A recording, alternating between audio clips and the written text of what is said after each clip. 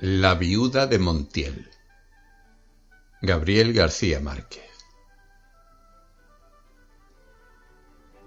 Cuando murió don José Montiel, todo el mundo se sintió vengado menos su viuda. Pero se necesitaron varias horas para que todo el mundo creyera que en verdad había muerto. Muchos lo seguían poniendo en duda después de ver el cadáver en cámara ardiente, embutido con almohadas y sábanas de lino dentro de una caja amarilla y abombada como un melón. Estaba muy bien afeitado, vestido de blanco y con botas de charol, y tenía tan buen semblante que nunca pareció tan vivo como entonces. Era el mismo don Chepe Montiel de los domingos, oyendo misa de 8, solo que en lugar de la fusta tenía un crucifijo entre las manos. Fue preciso que atornillaran la tapa del ataúd y que lo emparedaran en el aparatoso mausoleo familiar, para que el pueblo entero se convenciera de que no se estaba haciendo el muerto. Después del entierro, lo único que a todos pareció increíble, menos a su viuda, fue que José Montiel hubiera muerto de muerte natural. Mientras todo el mundo esperaba que lo acribillaran por la espalda en una emboscada, su viuda estaba segura de verlo morir de viejo en su cama, confesado y sin agonía, como un santo moderno. Se equivocó apenas en algunos detalles.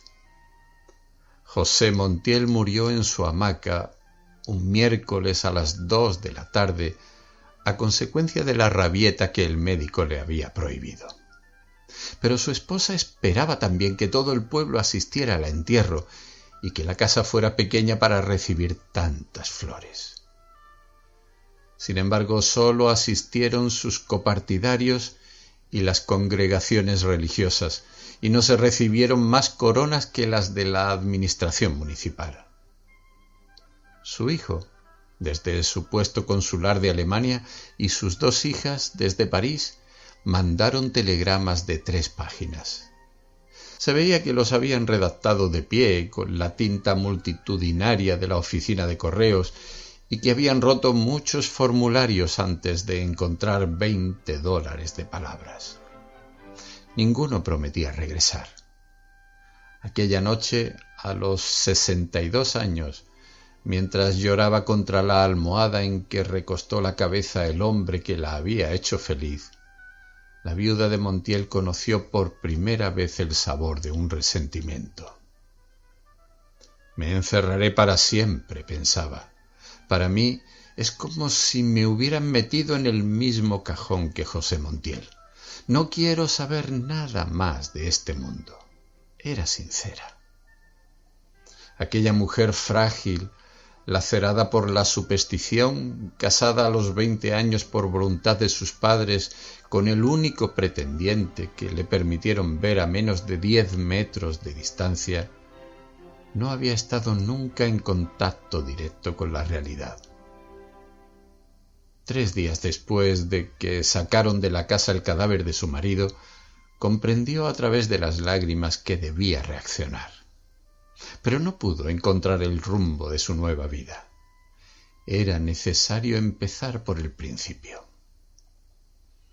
Entre los innumerables secretos que José Montiel se había llevado a la tumba, se fue enredada la combinación de la caja fuerte.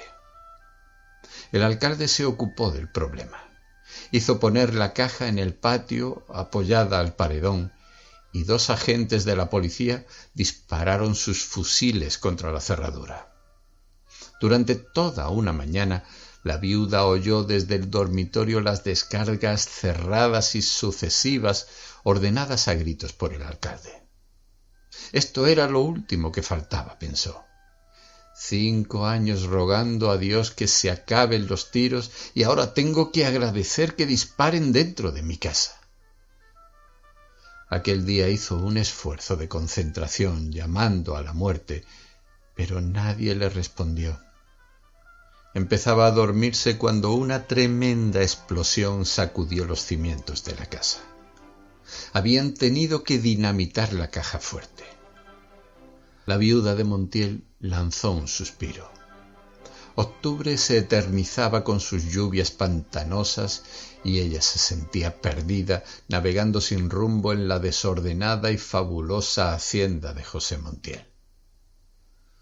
El señor Carmichael, antiguo y diligente servidor de la familia, se había encargado de la administración. Cuando por fin se enfrentó al hecho concreto de que su marido había muerto, la viuda de Montiel salió del dormitorio para ocuparse de la casa. La despojó de todo ornamento, hizo forrar los muebles en colores luctuosos y puso lazos fúnebres en los retratos del muerto que colgaban de las paredes. En 2 meses de encierro había adquirido la costumbre de morderse las uñas. Un día, los ojos enrojecidos e hinchados de tanto llorar, se dio cuenta de que el señor Carmichael entraba a la casa con el paraguas abierto. «Cierre ese paraguas, señor Carmichael», le dijo. «Después de todas las gracias que tenemos, solo nos faltaba que usted entrara a la casa con el paraguas abierto». El señor Carmichael puso el paraguas en el rincón. Era un negro viejo, de piel lustrosa, vestido de blanco y con pequeñas aberturas hechas a navaja en los zapatos para aliviar la presión de los callos. «Es solo mientras se seca». Por primera vez desde que murió su esposo, la viuda abrió la ventana. «Tantas desgracias y además este invierno», dijo al administrador. «Anoche no me dejaron dormir los callos». Ella confiaba en las predicciones atmosféricas de los callos del señor Carmichael. Contempló la placita desolada, las casas silenciosas cuyas puertas no se abrieron para ver el entierro de José Montiel, y entonces se sintió desesperada con sus uñas, con sus tierras sin límites y con los infinitos compromisos que heredó de su esposo y que nunca lograría comprender. «El mundo está mal hecho», sollozó. Quienes la visitaron por esos días tuvieron motivos para pensar que había perdido el juicio, pero nunca fue más lúcida que entonces. Desde antes de que empezara la matanza política, ella pasaba las lúgubres mañanas de octubre frente a la ventana de su cuarto, compadeciendo a los muertos y pensando que si Dios no hubiera descansado el domingo, habría tenido tiempo de terminar el mundo. «Ha debido aprovechar ese día para que no le quedaran tantas cosas mal hechas», decía. Al fin y al cabo le quedaba toda la eternidad para descansar. La única diferencia después de la muerte de su esposo era que entonces tenía un motivo concreto para concebir pensamientos. Así, mientras la viuda de Montiel se consumía en la desesperación, el señor Carmichael trataba de impedir el naufragio. Las cosas no marchaban bien. Libre de la amenaza de José Montiel, que monopolizaba el comercio local por el terror, el pueblo tomaba represalias. En espera de clientes que no llegaron, la leche se cortó en los cántaros amontonados en el patio, y se fermentó la miel en sus cueros, y el queso engordó gusanos en los oscuros armarios del depósito. En su mausoleo adornado con bombillas eléctricas y arcángeles en imitación de mármol, José Montiel pagaba 6 años de asesinatos y tropelías. Nadie en la historia del país se había enriquecido tanto en tan poco tiempo. Cuando llegó al pueblo el primer alcalde de la dictadura, José Montiel era un discreto partidario de todos los regímenes, que se había pasado la mitad de la vida en calzoncillos, sentado a la puerta de su piladora de arroz.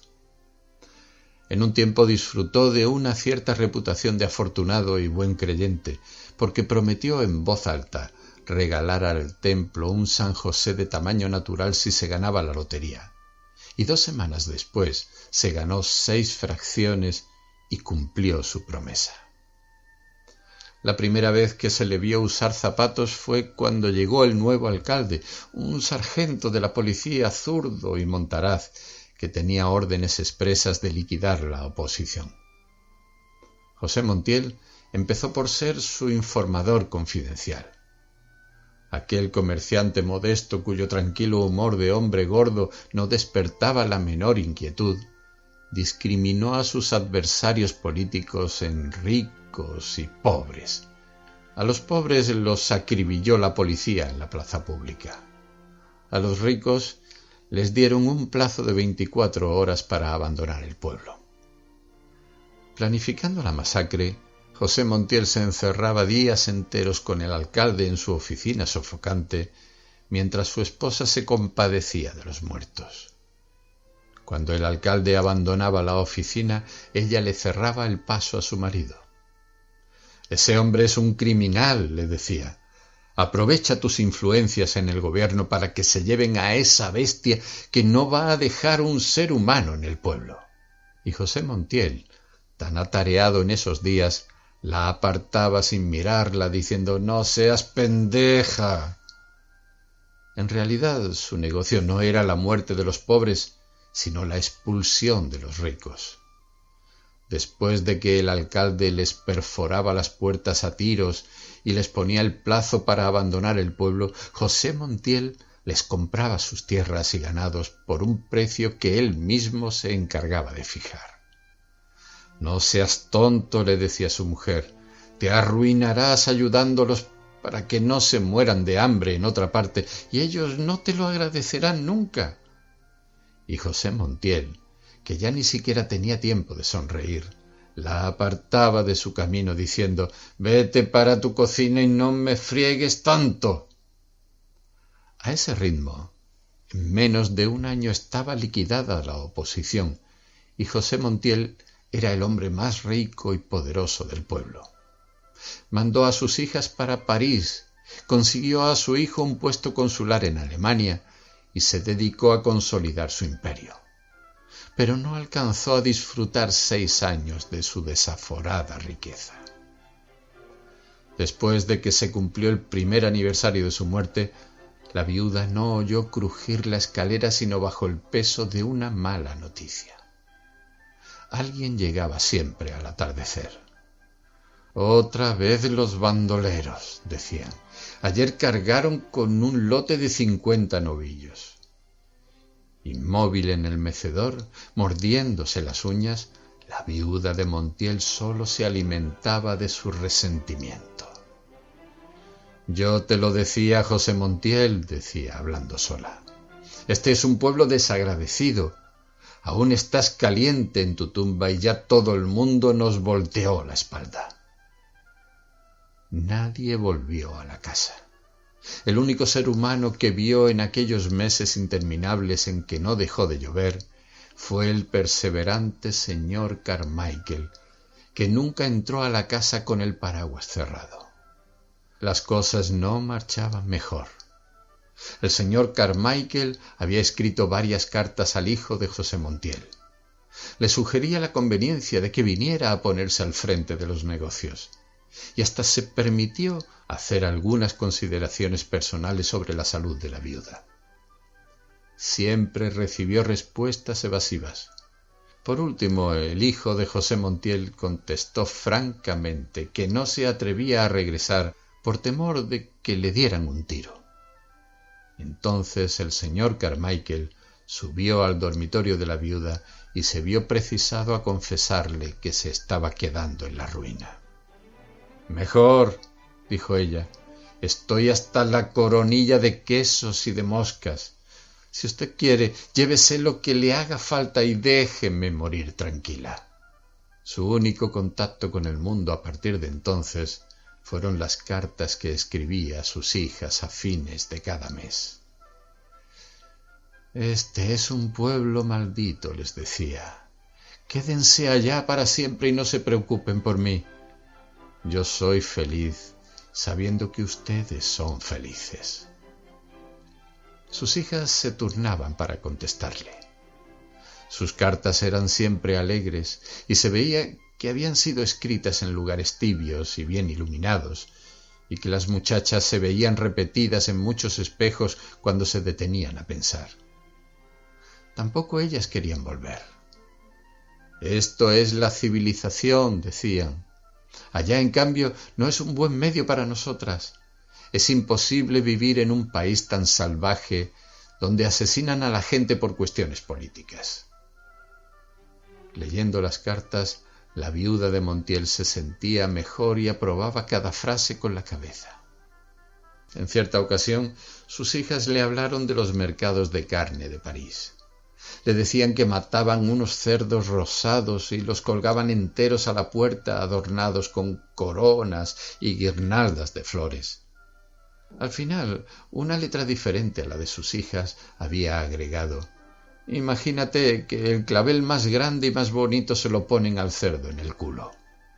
Leyendo aquella frase por primera vez en 2 años, la viuda de Montiel sonrió. Subió a su dormitorio sin apagar las luces de la casa y antes de acostarse volteó el ventilador eléctrico contra la pared.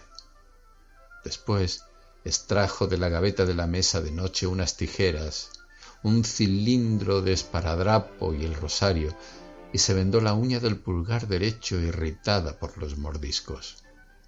Luego empezó a rezar, pero al segundo misterio cambió el rosario a la mano izquierda, pues no sentía las cuentas a través del esparadrapo. Por un momento oyó la trepidación de los truenos remotos. Luego se quedó dormida con la cabeza doblada en el pecho. La mano con el rosario rodó por su costado y entonces vio a la mamá grande en el patio con una sábana blanca y un peine en el regazo, destripando piojos con los pulgares. Le preguntó: «¿Cuándo me voy a morir?». La mamá grande levantó la cabeza: «Cuando te empiece el cansancio del brazo».